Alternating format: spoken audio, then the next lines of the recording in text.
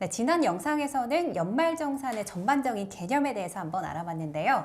이번 시간에는 그렇다면 어떻게 하면 실질적으로 더 많은 공제를 받을 수 있는지 이 연말정산을 철저하게 방어하는 방법에 대해서 알아보도록 하겠습니다. 안녕하세요. 안녕하세요. 아직 19년도가 끝나지 않았어요. 지금 그렇죠. 한 달 조금 넘게 남았는데 혹시 지금이라도 뭘 얼마 더 남지 할 수 않았지만. 있는 방법이 없을까요? 우선 몇 달 전부터 홈택스가 연말정산 미리 보기라는 공간을 오픈을 했습니다. 이게 뭐냐면 연말정산을 하기 전에 내 결정세액이 얼마나 될지, 남은 기간 동안 뭐 신용카드를 더 쓰면, 현금 영수증 더 쓰면 세액이 어떻게 달라질지를 미리 계산해 볼 수 있는 기능이에요. 홈택스에 들어가서 로그인을 하시면 연말정산 미리 보기라는 기능이 뜨기 때문에 꼭 이걸 한번 해보시는 걸 추천을 하고요. 이걸 하면서 어느 정도 이제 감을 잡을 수 있는 부분이 있는데, 오늘 같이 다루려고 하는 거는 첫 번째는 돈을 안 쓰면서 지금 내가 가지고 있는 것 중에 혹시 모를 놓치는 부분을 찾아서 이 결정세액을 낮추는 법. 결정세액이 낮아야 우리가 돈을 더 많이 돌려받을 수 있죠. 낮추는 법을 한번 알아볼 거고, 그게 아니면 어차피 써야 될 돈을 어떻게 써서 결정세액을 낮출 것인가, 이렇게 한 두 가지 차원에서 알아보도록 합니다. 그러니까 돈을 안 쓰고도 세액 공제를 낮출 수 있는 방법과 돈을 쓰고도 세액 공제를 낮출 수 있는 방법, 이 두 가지를 이제 나눠서 설명을 해주신다고 하셨는데, 근데 돈을 안 쓰고 세액을 낮추는 게 가능한가요? 이게 말이 잘 안 되는 것 같아요. 우선 연말정산을 잘하는 방법엔 두 가지가 있다고 했어요. 소득공제를 잘하는 방법, 맞아요. 그리고 세액 공제를 잘하는 방법. 소득을 낮추는 방법이랑 세액을 깎는 방법이 있다고 말씀드렸는데, 먼저 소득공제 부분부터 살펴보도록 하죠. 지금 보시는 공제 항목은 연말정산 미리 보기에 나와 있는 소득공제 주요 항목입니다. 우선 제가 다른 정보를 입력하지 않았다 보니까 제 개인에 대한 인적공제, 기본공제가 들어가 있는 상태예요. 자, 이 중에서 안 봐도 되는 거 먼저 가죠. 연금보험료 공제 안 봐도 돼요. 이건 어차피 원천 징수하면서 냈던 연금보험료 공제금액이라 이거는 알아서 가산이 되고요. 건강보험료 마찬가지로 안 봐도 됩니다. 이것도 우리가 냈던 4대 보험 중에 하나죠. 그리고 사람마다 다를 수 있지만 사실은 크게 어떻게 할 수 없는 부분이 요 주택자금 쪽이에요. 주택자금은 뭐 집이 있으시고 원리금을 내시고 뭐 이런 분들은 어차피 해당 사항이 되고, 그런 분들은 지금에 와서 뭘 할 수 있는 건 어차피 없습니다. 요거는 안 봐도 돼요. 그럼 우리가 볼 거는, 깊이 볼 거는 인적공제 부분, 그리고 기부입금 중에 이제 2월분 부분, 이렇게 두 가지만 소득공제에서는 살펴보려고 합니다. 먼저 인적공제는 말 그대로 사람에 대해서 공제해주는 항목이에요. 인적공제는 두 가지가 있는데, 누구냐에 따라서 공제해주는 기본공제가 있고요. 추가 공제는 아까 이야기했던 뭐 부녀자 공제라든지 아니면 노령자 공제, 장애인 공제 같은 부분이어서, 이 부분은 솔직히 말씀드리면 또 본인이 부녀자 공제에 해당하는 분이거나, 그리고 요 인적 공제에 가끔 조부모님들 땡겨오시는 분들이 계세요. 조부모님들 용돈 드리고 조부모님 이제 같이 살면서 땡겨오시는 분들 계시는데, 이런 부분 조부모님, 직장인들의 조부모님들이 대부분 인적 공제 중에서도 이 고령자 추가 공제에 해당되시는 분들이 많거든요. 이런 분들이 추가 공제에서 일부 해당이 되는 거지, 우리가 살펴봐야 되는 건 기본 공제 부분입니다. 옆에 있는 건 기본 공제의 어떤 요건 같은 부분인데요. 본인은 뭐 누구나 있으니까 이거 하겠죠. 배우자 같은 경우는 연간소득 기준이 있기 때문에 근로소득이 있는, 그러니까 월급을 받거나 어떤 소득 생활을 하는 배우자는 포함이 안 됩니다. 이런 경우는 그분은 따로 연말정산을 하셔야 돼요. 그럼 예를 들면 이제 남편이 있고 부인이 있으면 전업주부인 그렇죠. 경우, 이 경우를 말씀하시는 포함이 되는 거죠.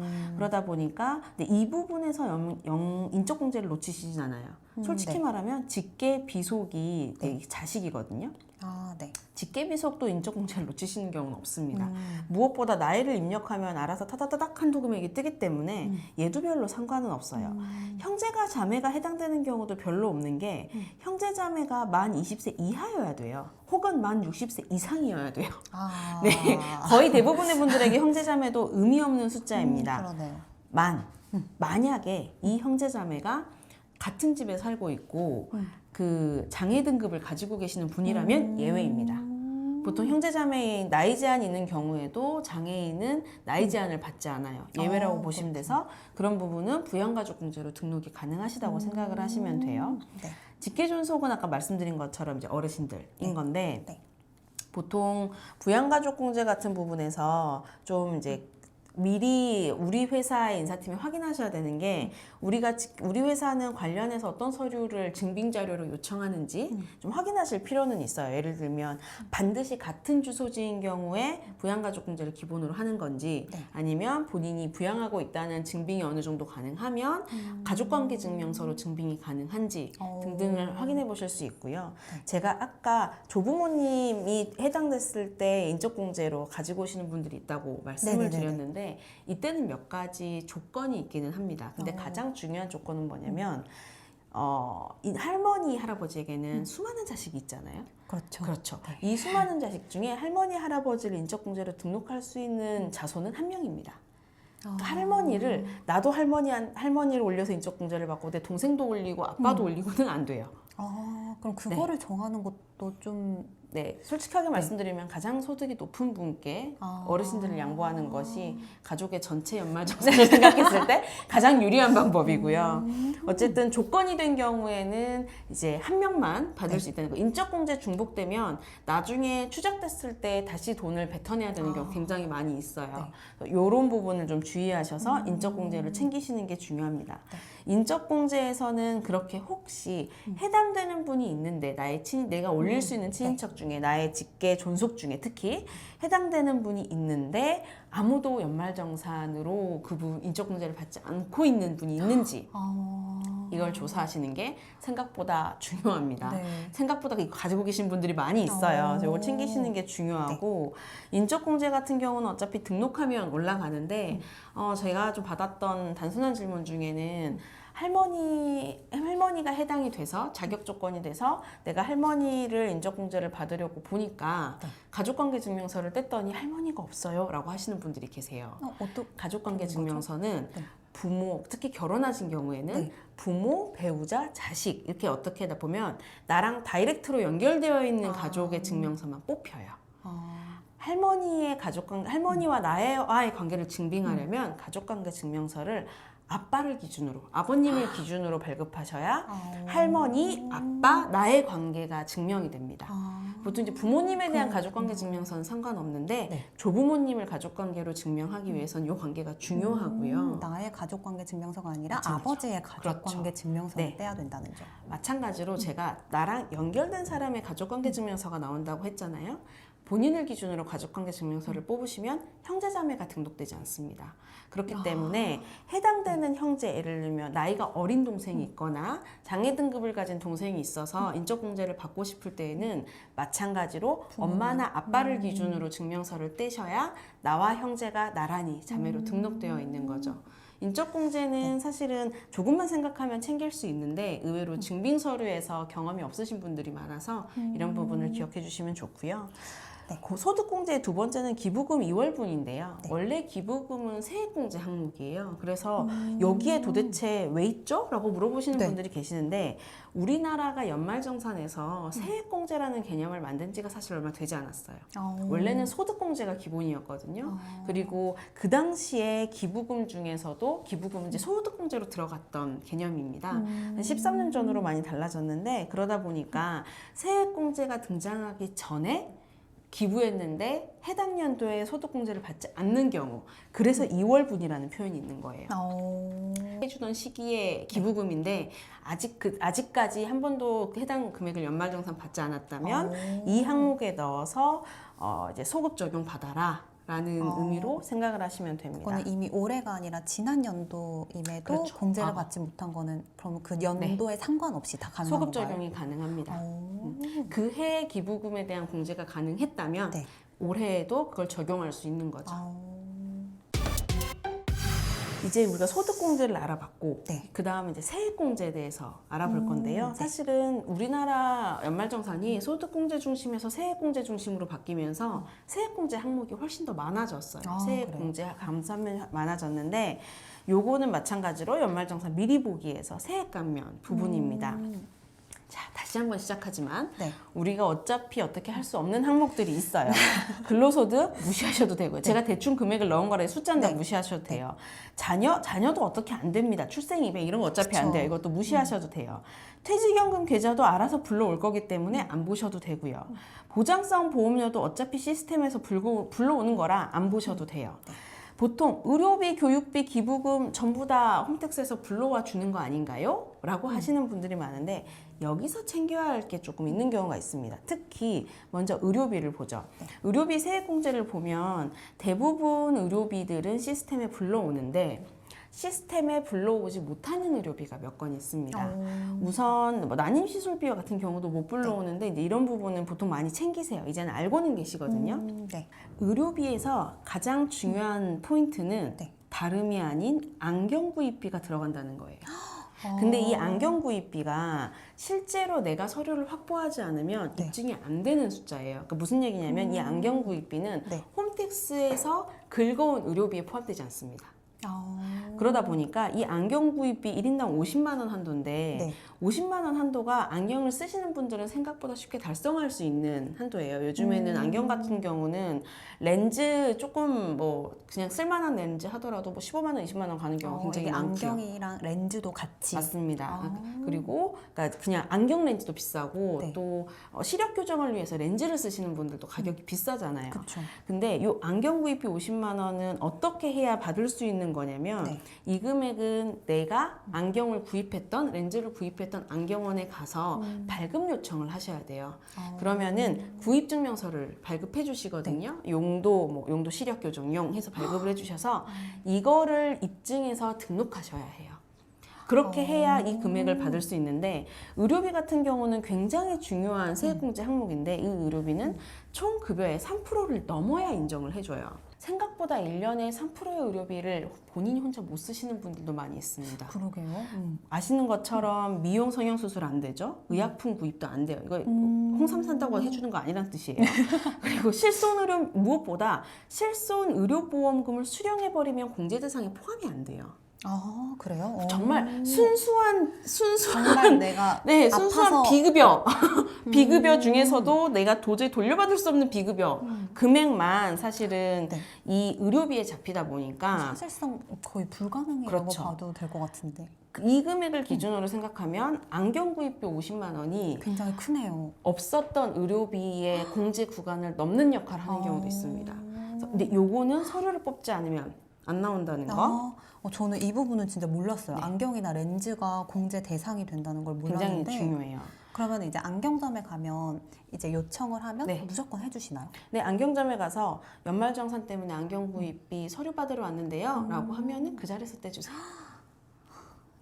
네, 그냥 떼주십니다. 올해부터는, 네. 네. 다 그리고 아이를 낳아서 자녀 세액공제를 받으시는 분들은 많은데 이건 엄마들은 아는데 아빠들이 모르는 게 있어요. 무엇보다 엄마는 네. 엄마인 경우에는 올해 아이를 낳으면 네. 내가 올해 연말정산을 안 하는 경우가 많아요. 회사를 안 다니고 있을 확률이 높거든요. 보통 이제 아빠한테 몰빵을 하게 되는데 아이를 낳은 경우 근데 그 근로자의 소득이 7천만 원 이하이면 산후조리 비용도 의료비에 포함해서 지급을 해줘요. 세액공제 대상이 됩니다. 요거를 모르시는 분들이 생각보다 많이 있어요. 지금 우리가 요 세액공제가 되는 이 산후조리 비용을 놓치시는 분들이 많은데 산후조리 비용도 마찬가지입니다. 의료비로 불러오지 못해요.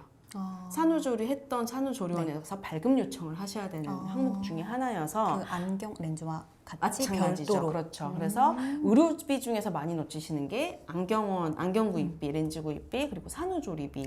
해당되시는 분한테는 금액이 굉장히 큰데 놓치는 경우가 많이 있어요. 이 부분은 꼭 챙겨가셔야 될 것 같아요. 맞습니다. 사실 산후조리 비용도 만만치가 않잖아요. 그렇죠. 요건 챙기시는 게 좋고요. 교육비 같은 경우는 사실 웬만한 교육비, 특히 본인 교육비는 홈택스에서 다 긁고 네. 오는 편인데 본인의 교육비 중에서도 홈택스가 못 끌고 오는 교육비가 있습니다. 학원비, 학원비. 어떤 학원비냐면 본인의 학원비는 의미가 없어요. 본인은 어차피 이 받아야 되는 교육비의 조건이 있거든요. 네. 근데 사실은 자녀 교육비, 자녀가 있으신 분들 중에 자녀 교육비 중에는 네. 예를 들면 체험 활동이라든지 그리고 이렇게 그러니까 교육기관으로 등록되어 있는 곳이 있는데 이런 곳들에서 지출한 금액도 마찬가지로 시스템으로 못 불러와요. 그러니까 뭐 고등학교나 대학교나 초등학교 같은 공공교육 시설에서의 사용 금액은 불러오는데 예를 들면 뭐 놀이학교, 영어 유치원, 그리고 뭐 숲체험 체험활동비 그리고 뭐 문화센터 비용 이런 비용들은 네. 교육비로 불러오지를 못합니다. 이런 경우에는 아이가 다니는 기관에 가서 마찬가지로 서류를 발급 요청하셔야 해요.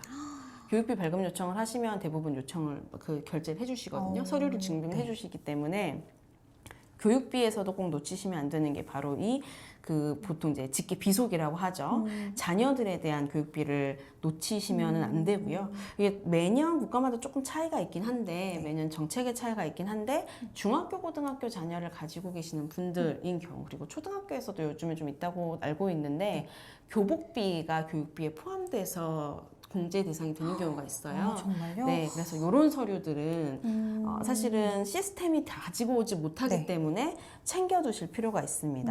마치 지금 이제 이야기한 게 의료비에서 안경 구입, 렌즈 구입, 산후조리비, 서류 받으셔야 되고 교육비 중에서도 특히 자녀의 놀이학교, 영어 유치원, 체험활동비 같은 부분도 서류를 받으셔야 된다라는 걸 그다음에 꼭 교복비도 기억하셔야 합니다. 마찬가지로 서류를 확보를 하셔야 되는 내용 중에 하나예요.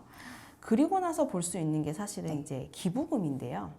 이 기부금은 아까 소득공제에서도 등장했던 맞습니다. 거랑 같은 네. 건가요? 같은 개념이에요. 사실은 같은 개념인데 네. 지금은 소득공제로 되지 않고 기부금이 이제는 정책이 바뀌어서 법이 바뀌어서 세액공제로 바뀌었어요. 세금에서 나눠주는 건데 이 기부금 이제 여기 2단계에서 기부금을 다루면 어떻게 생각하시냐면 기부금은 내야 감면을 해주는 건데 지금 우리는 돈을 안 쓰고 감면받는 채널을 이야기하고 있잖아요. 그렇네요. 네. 그런데 기부금을 왜 다루나요? 많이 이야기를 하시는데 요거는 아주 크진 않지만 되게 소소한 꿀팁입니다. 기부금 같은 경우는 어디서도 해주냐면요. 아름다운 가게에서도 끊어줘요. 네. 1년 내내 옷 사다 쟁이신 분들, 안 입는 옷, 안 입는 아이의 장난감, 아니면 안 보는 책들 잘 모아서 12월이 끝나기 전에 아름다운 가게에 기부를 하시면 아름다운 가게가 기부금 영수증을 끊어줍니다. 이 기부금 영수증이 요 항목에 포함이 될 수 있어요.